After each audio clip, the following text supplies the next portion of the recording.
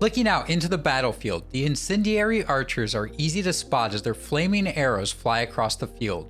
They are an archer unit that gets loved by some players and overlooked by others. Let's look closer at them and see their place on the battlefield.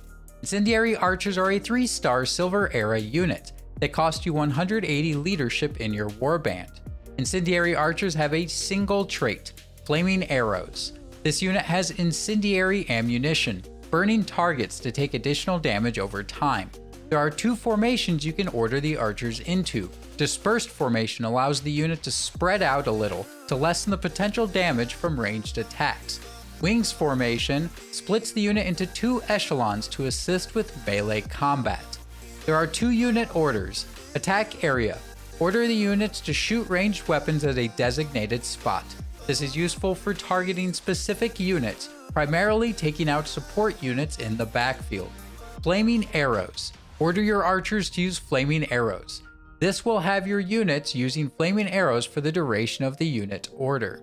There are 2 veterancy lines for Incendiary Archers. Before either line, they get a 2% increase to piercing damage. The top line focuses on damage. Some notable upgrades are an increase to range, rate of fire, and fire arrows damage.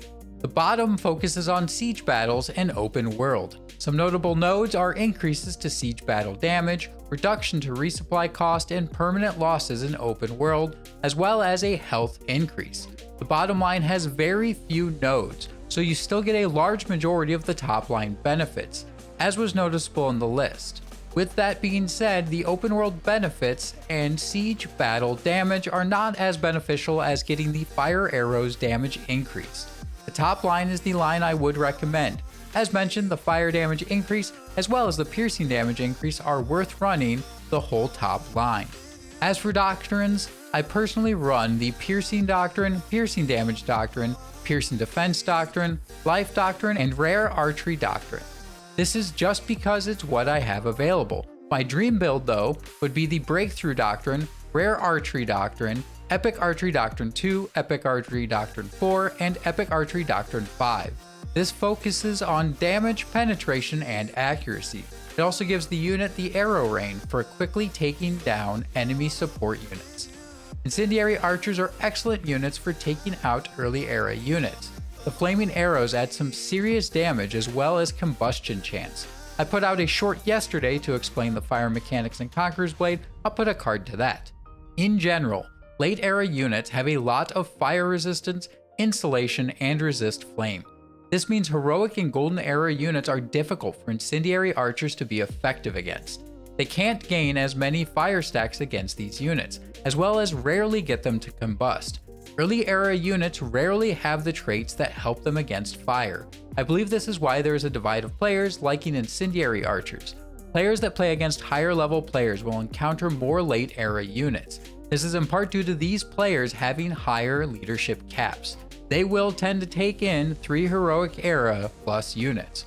So Incendiary Archers will not be as valuable against those units. Imperial Archers with their penetration or Nomcon Archers with their bleed stacks will have a larger impact. Players that play on low-level matches will tend to see more Silver Era units.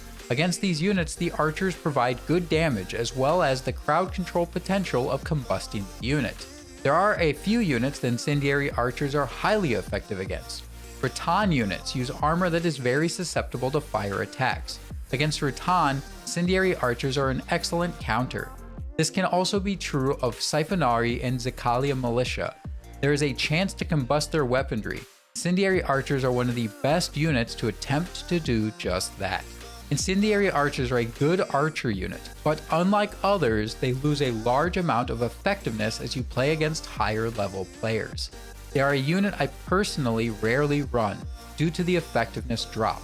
With that being said, they can be a fun unit to use in random sieges and a blast to use during the Silver Trials event. Either way, I hope this video gave you some insight into the Incendiary Archers. If you would like to let me know about some of your stories with this unit, comment them down below. If you want to support the channel, you can use my content creator code when you pick up a content creator pack from My Games. They recently released the new Honorable General bundle with the Shang Xiao hero attire. With all that aside, until next time, I'll see you on the battlefield.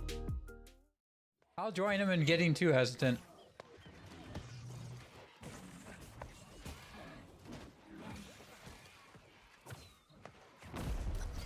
Oh my gosh! Oh!